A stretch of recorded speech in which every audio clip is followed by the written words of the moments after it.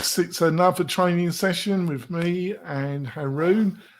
We had a bit of a break in January. Haroon was traveling on business and I was recovering from my Christmas. But we're back. We're back in February. We'll be doing a couple of videos this month and for the upcoming months. We'll be talking about all things Elementor, marketing automation, and building a membership website on WordPress, our favorite subjects. And in this video, we're going to be talking about dynamic content for Elementor. It's a fantastic plugin. It's a fantastic bin.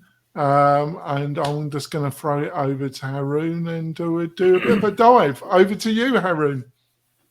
Thank you, Jonathan. Hello, everyone. It's great to be back after a break. And well, for those of you tuning in for the first time, I'll give a bit of an intro. I'm the marketing automation expert at WP-Tonic. That's my usual role over here. But in addition to that, I've had a background with WordPress for like over around 14 years, almost a decade and a half by now. And during this period of time, I've learned which plugin is the best for what particular use case. So usually, a lot of times when you start building something with WordPress, you're sort of spoiled for choice and you don't really know what plugin to use for a particular purpose. That's where experience counts. So that's what I share on this show often, and that's something that we're going to tackle today as well. Right. So where we're going to begin, Haroon, on this journey? All right.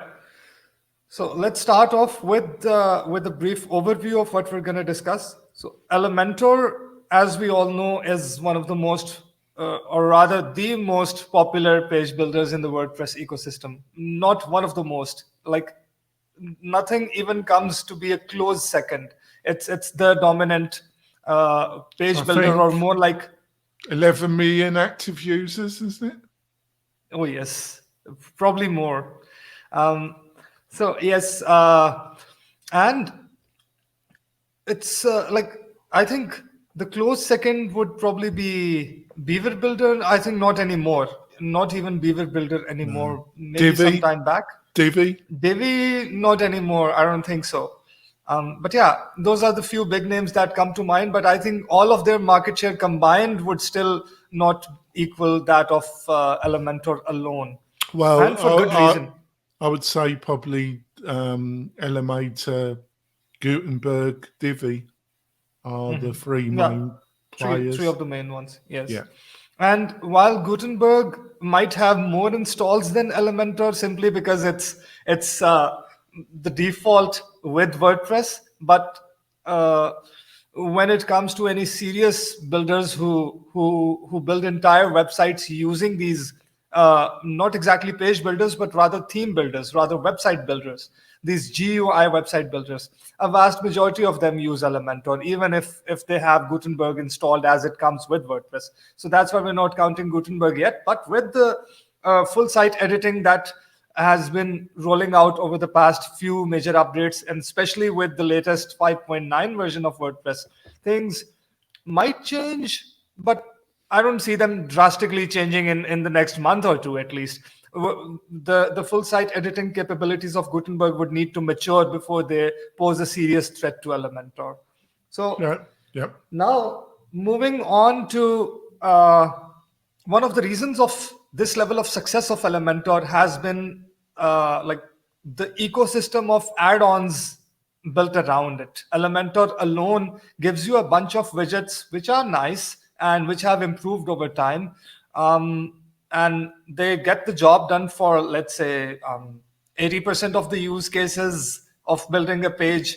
But when it comes to really digging in, really building that outstanding layout, or more importantly than an outstanding layout, a very functional layout that integrates with a lot more plugins deeply, much more deeply than Elementor natively does, and that simply has more dynamic features.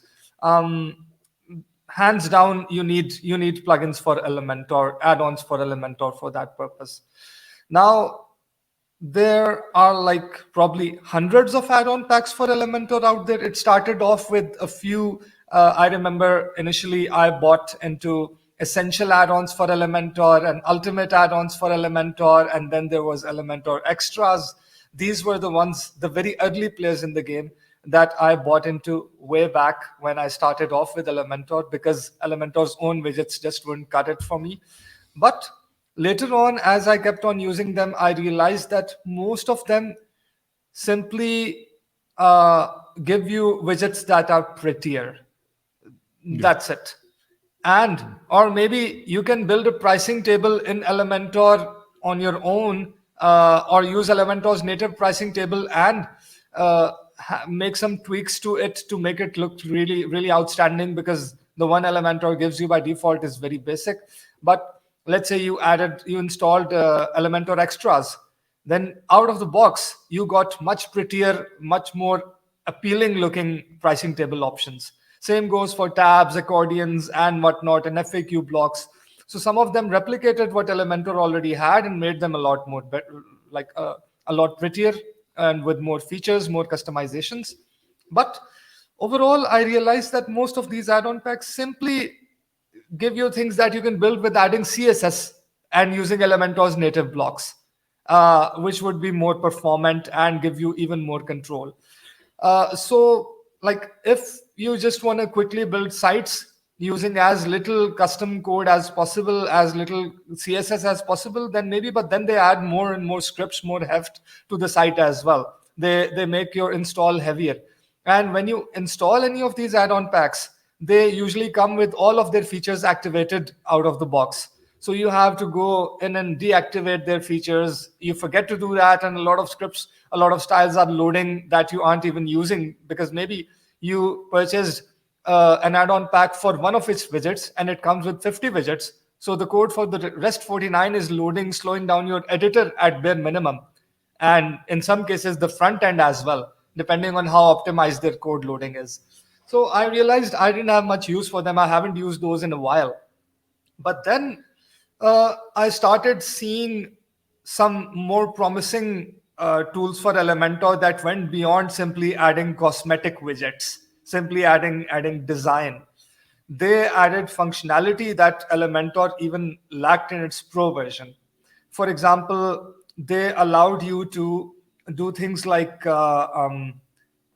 building Elementor lets you build all sorts of archives, all sorts of custom archives. But when it comes to the single post view within that archive, let's say you have an archive of a grid of 3 by 3 or 3 by 4, every single post view would give you very limited options for customization in Elementor.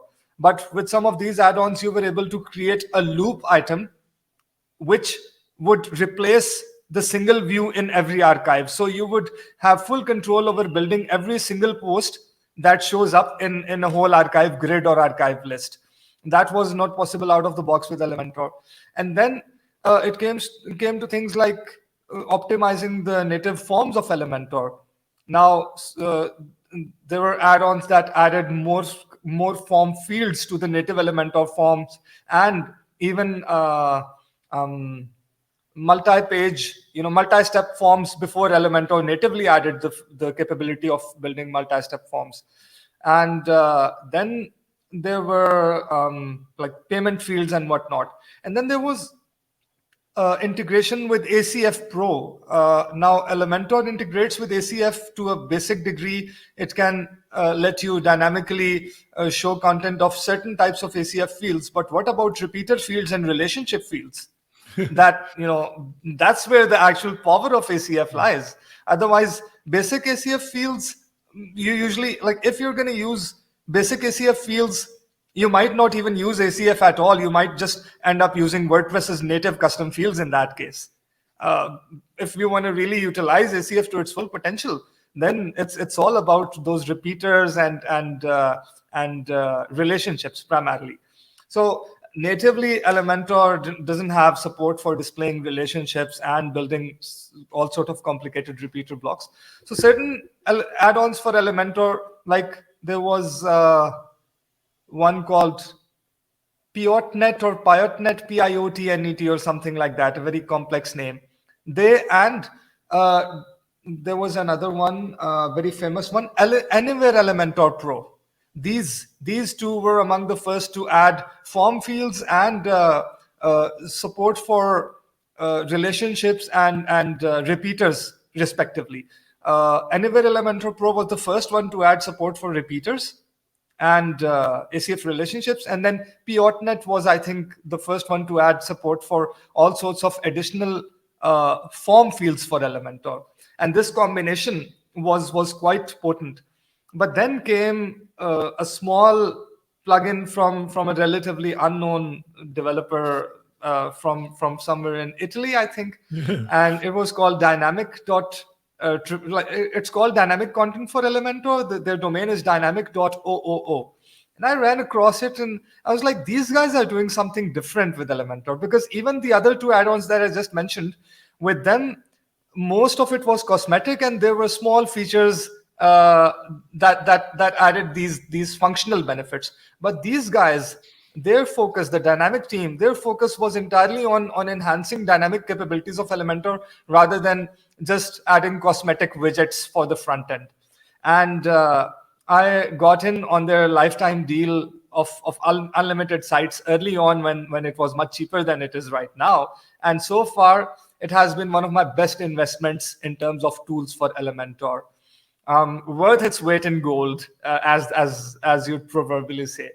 Now, pretty much for any site that's beyond a mere blog or beyond a mere brochure site, that's probably the first plugin that I install in addition to Elementor and ACF.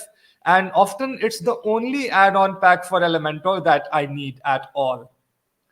It has eliminated my need for getting any add-ons, using any other add-ons for Elementor.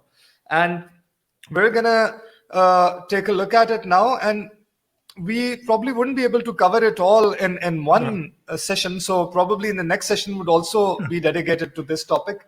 But today we're just going to go through their website and take a look at some of the features that really make them stand out. So I'm going to share my screen now. After I load that site up in the screen, let me see.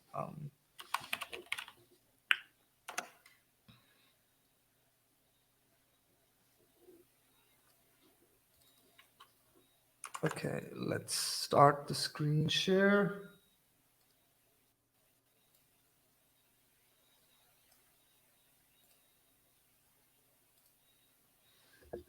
I think I would go over this one.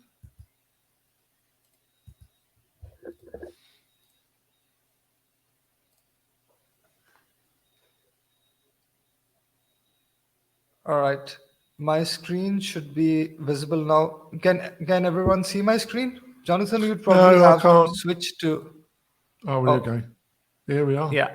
There we Yes. are. Now you should be able to see my screen. Okay. So let's take a look at their pricing first, and then go to their features. So their personal single site license starts off with 59 euros, which is roughly, I think, $80 or $90. I'm not sure about the currency conversion right now.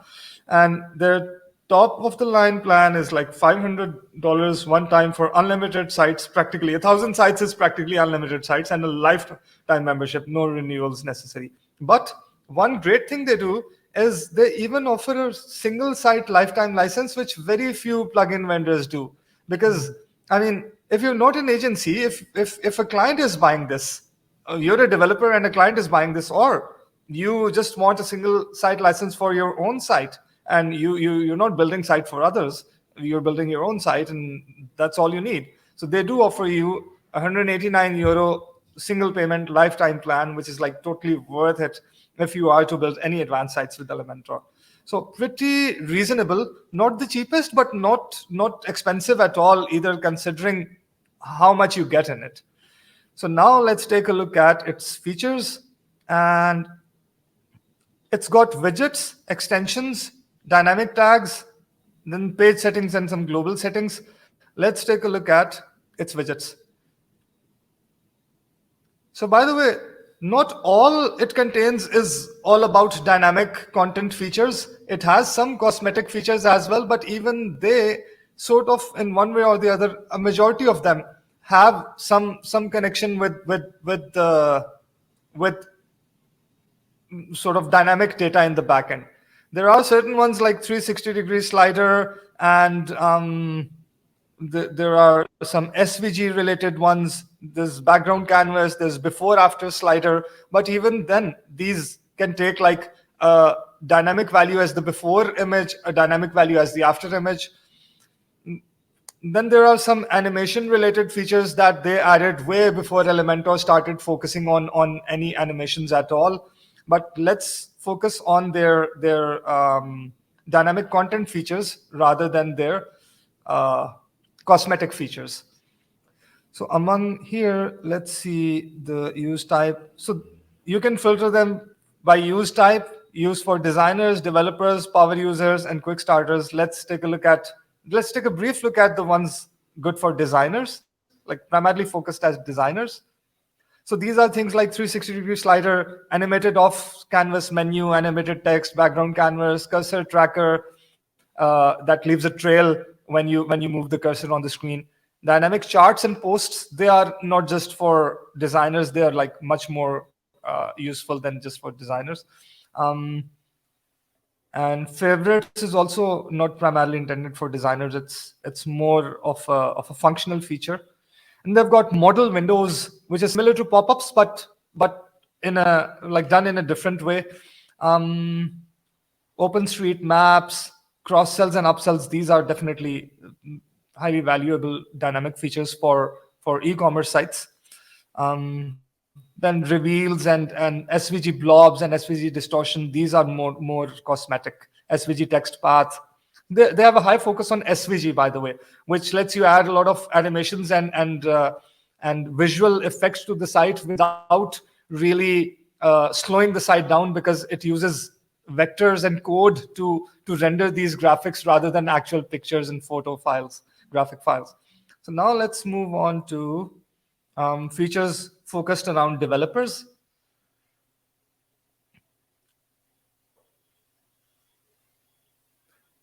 So these are dynamic charts, dynamic cookies. This is an amazing feature. We're going to take a look at it in detail, probably not today, but in some session. File include PDF viewer. This in itself, people at times buy plugins for integrating a PDF viewer in their site.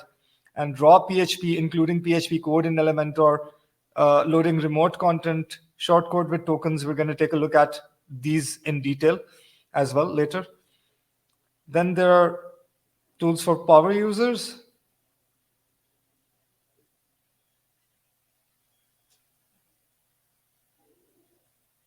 So you'd see some of these would be same as the ones in the previous a couple of sections, like dynamic charts. But over here we've got ACF fields. Oh, and before I proceed further, dynamic content for Elementor doesn't require that you have Elementor Pro. So if you even have the free version of Elementor, it can add a lot of dynamic capabilities to it, including turning it into a site builder. But then you wouldn't use Elementor's native header and footer and archive builder. You'd use the same features replicated in dynamic content for Elementor for those who only want to use a free version of Elementor and only want to pay for this paid plugin. So in that case, you can use free Elementor and buy a lifetime license of this one, and you don't have to pay for Elementor Pro's upgrades. But some of their features that I find highly useful do require Elementor Pro, because they build upon native features of Elementor Pro. For example, any of their form-related features build upon the native Elementor forms. And if you don't have Elementor Pro, you don't have Elementor forms. So you can't really build on top of that. So over here, they've got some integrations like advanced filtering from Search and Filter Pro. So if you've got Search and Filter Pro installed and you want to build a front end with some advanced filters, you can either use the native widget of Search and Filter Pro, or if you want more advanced control on the filter widgets, you can use the dynamic widget for Search and Filter Pro.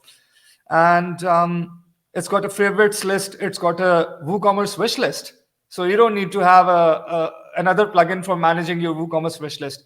And this add to favorites function works similarly to WooCommerce wish list, but it can work for any piece of content at all. So while building an Elementor archive or a single content view, single post view, single page view, single product view, single book view, whatever CPT you want to use, you can add an add to favorites button over there. And when someone clicks it, it's going to add that post to their favorites list. And then you can display that favorites list anywhere in the site. For example, let's say you've got a membership site, and in the backend, in the members dashboard, you've added an extra tab to their backend dashboard area, whether you're building the backend area with WooCommerce memberships or with MemberPress. In that backend area, you add an extra tab, and you can have the list of favorites appear over there. You can call it favorites, you can call it bookmarks, and their wish list products can appear there as well. You can do a lot of this sort of stuff using this plugin alone. And then, like, we've got so much to cover that it's going to be practically impossible to cover it all, even using this overview in one session. So I think let's go widget by widget over this session and the next couple of sessions to cover some of their most salient features. Let's take a look at their featured widgets. In fact, dynamic posts, dynamic visibility. This alone is like one of the most useful features of this plugin, and one of the most what should I say, must-have features that should have probably been in Elementor core in the first place, but it wasn't. So it gave the opportunity to these guys to build it. And they've got a free version of this plugin available on the WordPress repository, but this paid one, like the feature included in their paid plugin, does so much more that just for this feature alone, buying this plugin is totally worth it, especially if you're using a membership site, and especially if it's powered by something like WooCommerce memberships. And we've got conditional fields. Let's take a look at some of their form features. Where are their form related features? Let's see. Yes, over here they've got categories. So forms, I'm going to open it in a new tab. And I'm also going to open the dynamic visibility one in a new tab, and dynamic posts one in a new tab. Dynamic products is very similar to dynamic post essentially. So let's open that as well. And let's open add to favorites as well. And PDF button. I think these are the ones that we can cover today. And then we're going to take a look at the others later. So dynamic visibility, yes. I don't know if the view is zoomed in enough for you to be able to make everything out properly over here. So what this does is, for every widget in Elementor, it adds a visibility tab. In addition to the default content and style and advanced tabs, it adds a visibility tab. And over here, it gives you a plethora of options to set the visibility of that particular widget based on user and user role, based on the device they're using and the browser type, based on the current date and time, based on the post that's currently loaded, based on the archive that's currently loaded if they are on an archive, based on the context. I'll show you all of these features. In fact, let me open up the test site.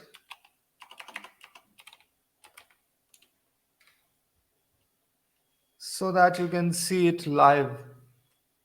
So over here, I've got this dynamic content for Elementor installed. And once you install it, it does something very commendable. It tells you that most features are currently active. This could slow down the Elementor editor. It is recommended that you disable the features you don't need. This can be done on the features page. Not many Elementor add-ons do this, that as soon as you've installed and activated it, they tell you that go ahead into the backend and disable the ones that you don't need. So thumbs up to these guys for adding this notice as soon as the plugin is installed. So let's go to the features page. And what I usually do whenever I install it is I disable everything. In fact, I don't need to do this one by one. I can just click, yeah, deactivate all widgets and save widgets. I disable everything across the board in their widget section. Then I go to their extensions section. I deactivate all extensions. I save it. I do it for everything across the board so that I can then go in and enable selectively the ones that I'm going to use, rather than having everything enabled and then disable the ones that I'm not going to use. It's better to have everything disabled at the very start so that you only enable the ones that you really need.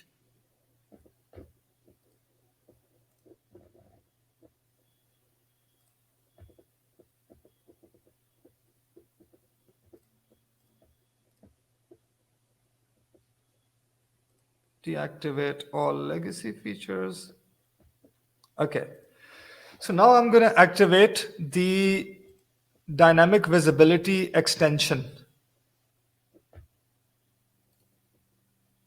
and save. And let's go to Elementor, templates rather, and theme builder. You don't have to use it in theme builder. You can use it on any page, any post, but it's most useful when building an archive, when building a UI, using like when building a theme, when building the entire structure of your site. You want certain areas to be visible to members only. Let's say you're building a post archive. Let's say you're building a single post view and you want an excerpt to be visible to everyone, but the details below to be visible only to sign-in members. And if someone is not signed in, you want to show them another widget that says that, hey, you're not signed in, or your membership level doesn't permit you to view this content, something like that. So let's create a single post archive.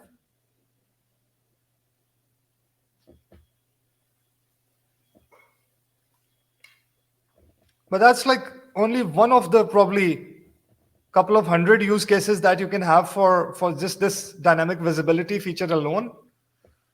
And yes, this plugin does seem a fair bit overwhelming at the very start because it does so much. So I completely understand if you feel overwhelmed, but since you only have to use the features you need, you don't have to worry about all that it does. If it does what you need it to do, that's pretty much all that you have to concern yourself with. Let me just load the simplest one of these over here. They even had wireframes added, I think, in the latest one. I'll just go with probably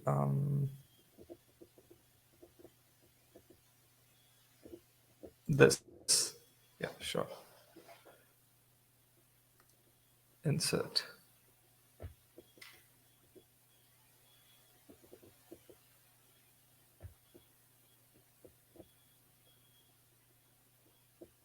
Oh, I forgot to switch the theme to the Elementor Hello theme, because this 2021 theme has way too much of its own going on. So it's not great to be used with Elementor. So let me quickly go to appearances and themes and switch to Hello Elementor.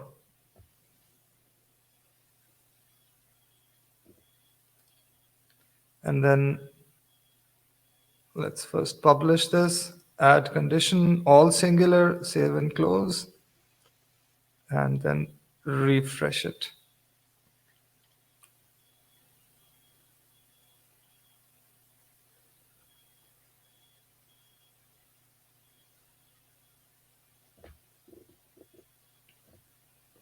So right now I'm not gonna bother actually designing anything. I'm just gonna show you how this visibility feature works. And a great thing is it is not only active on widgets, it's also active on columns and entire sections. So like there are some other visibility plugins for Elementor that enable visibility for widgets alone, but you can build an entire section and restrict its visibility based on the conditions that you need. So you come to visibility and there's a top level toggle for visibility. You switch it on, and then in this top level toggle, you can choose whether to always hide this, in which case no conditions are necessary. This would be hidden from the front end, only available in the back end. Or you can choose whether to just hide its display and keep the actual HTML in the source, in which case the visibility would be, the display would be set to none, but the HTML generated by this block would actually be in the code. But that's often not a good idea because that can have a negative impact on SEO. If you've got content hidden, Google might get a feeling that you're trying to do keyword stuffing or spamming. And then you select the display mode, that whether these conditions should be used to show this section, or whether these conditions should be used to hide this section. If hide is selected, then these conditions that we're going to set up later being true would hide this section rather than showing it. And if show is selected, then these conditions being true would mean that this section would be visible rather than hidden. So you can use this toggle as well. And this logical connective setting determines how the conditions are combined, whether there should be an or relationship between these conditions or an and relationship. So let's say you've got multiple conditions below, whether all of those conditions should be true for this visibility trigger to pass, or any of them being true can pass this trigger. So over here you can select between and or. Or would mean that any of these conditions being true would trigger this visibility check. Now let's come to the triggers. So one great thing over here is you can only enable the triggers that you want. By default, all of them are enabled, but let's say you keep on closing these, and at the end you'll see that there's nothing below other than this fallback value.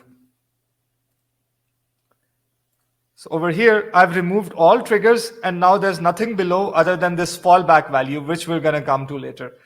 In fact, let's get the fallback value out of the way first. So you can specify fallback content. If no fallback content is specified, then let's say the visibility conditions are triggered and the item is to be hidden, then the item just hides and nothing shows up. But if you specify fallback content, then the item gets hidden and fallback content is shown, and you can have dynamic data in this fallback content as well. So it is fully integrated with the dynamic data of Elementor Pro. So now that we've got fallback out of the way, let's go to the actual conditions, the triggers. Let's check them out one by one. I'm going to add all of them back.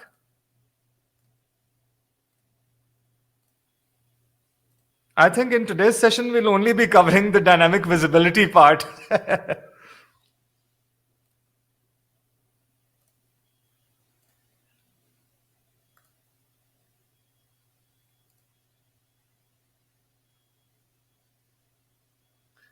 Have I missed anything? Nope. My first tab. Okay.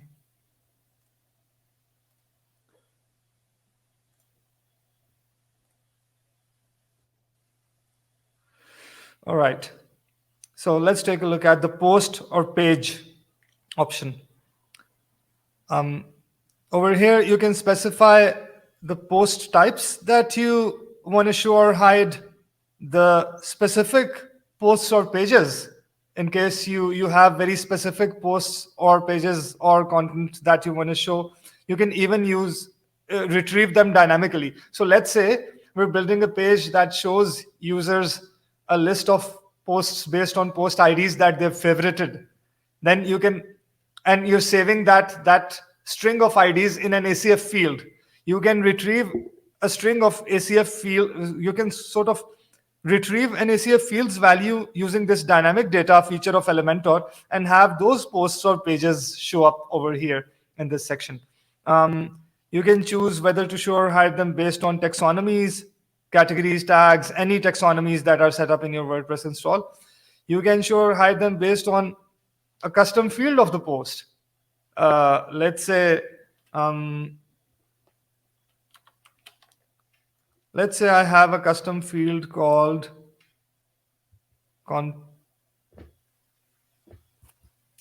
content. So I'm just going to use post content field, the native WordPress post content field over here as an example, but this could be any custom field.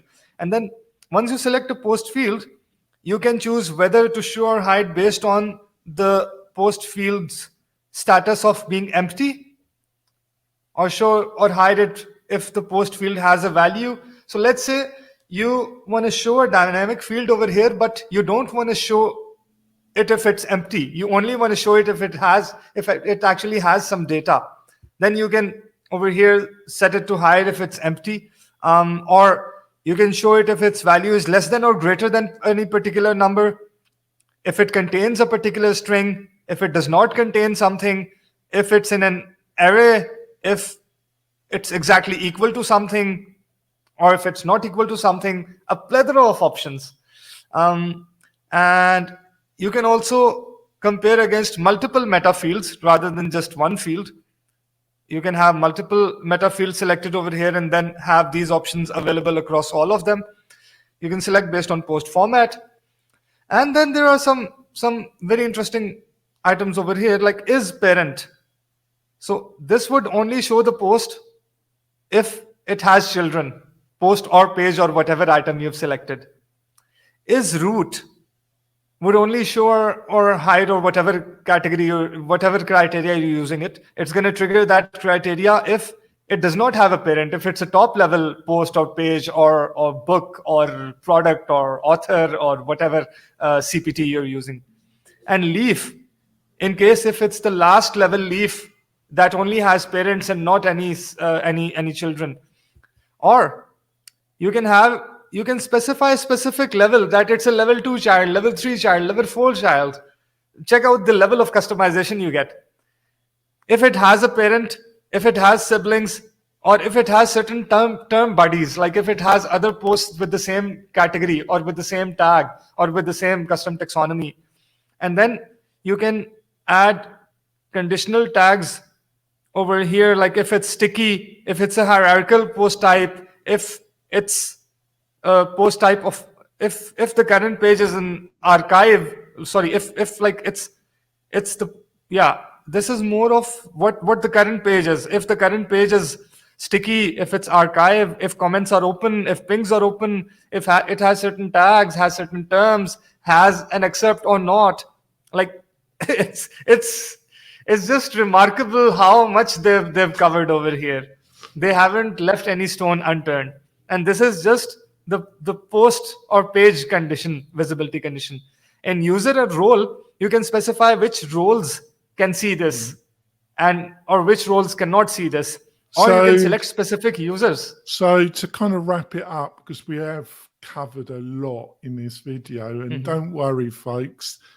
Well, we got another video this month, but I think we'll be covering this particular plugin for not only this month, but next month, because these a bit. Yes. But just to recap, what this seems to suggest, because you just introduced me to this plugin, is that especially with learning management systems, when you've got membership sites, when you've got a course, with this plugin, let's say there was a quiz, and based on the quiz, I'm only surmising it, I'm sure you tell me if this isn't possible, but let's say there was a quiz, and dependent on how many of the questions the student got right, you could then have other content show or not utilizing this plugin. Would that be correct?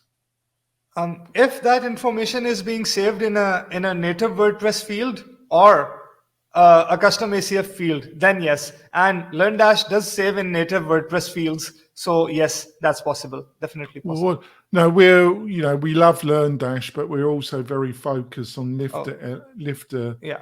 LMS. LearnDash and Lifter, yes, both of them. They share that in user meta. I think, if I'm not wrong, they do share that sort of information in user meta. If they are saving it in user meta, then yes, that can be done.